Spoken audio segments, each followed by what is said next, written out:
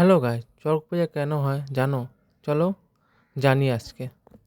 চড়ক পূজা মূলত চৈত্র সংক্রান্তিতে, চৈত্রের শেষ দিন দেবাদিদেব শিবকে সন্তুষ্ট করে পুরনো বছরের দুঃখ কষ্ট দূর করা এবং নতুন বছরের সুখ সমৃদ্ধি কামনা পালিত হয়। এটি বাঙালি হিন্দুদের একটি প্রাচীন লোক উৎসব। শিবের গাজন বা নীল পূজার অংশ হিসাবে সন্ন্যাসীরা পিঠে, বানফোড়া ও চড়ক গাছের ঝোলার মতো কঠোর দৈহিক যন্ত্রণার মাধ্যমে ভক্তি প্রদর্শন করে। চড়ক পূজার করার মূল কারণ শিবের সন্তুষ্টি ও লোক বিশ্বাস। বিশ্বাস করা হয় যে শিবের আরাধনা করলে পুরনো বছরের সব অমঙ্গল দূর হয়ে নতুন বছরের সমৃদ্ধি আসে। চৈত্র মাসকে শিব পার্বতীর বিবাহের সময় মনে করা হয়, আর চৈত্র সংক্রান্তিতে শিবের গাজন ও চড়ক উৎসবের মাধ্যমে এই উৎসবের সমাপ্তি ঘটে। প্রাচীন কৌম্য সমাজে ভূতপ্রেত ও পুনর্জন্মবাদের উপর বিশ্বাস রেখে এই উৎসব প্রচলিত হয়। সন্ন্যাসীদের ভক্তি ও ত্যাগের পরীক্ষা। সন্ন্যাসীরা নিজেদের শরীরের যন্ত্রণার, বানফোড়া, জ্বলন্ত অঙ্গারে হাঁটা মাধ্যমে শিবের প্রতি চরম ভক্তি ও আনুগত্য প্রকাশ করেন। জানা যায় যে প্রচলিত লোককথা অনুযায়ী বান রাজা মহাদেবকে তুষ্ট করতে গিয়ে শরীরে রক্ত দিয়ে আরাধনা করেছিলেন, যা চৈত্র সংক্রান্তিতে ঘটেছিল বলে মনে করা হয়। এই চড়ক পূজা বিশেষ দেখা যায় পশ্চিমবঙ্গ, ত্রিপুরা, আসাম এবং বাংলাদেশের দাক্ষিণাঞ্চলে অত্যন্ত ধুমধামের সাথে প্রচলিত করা হয়।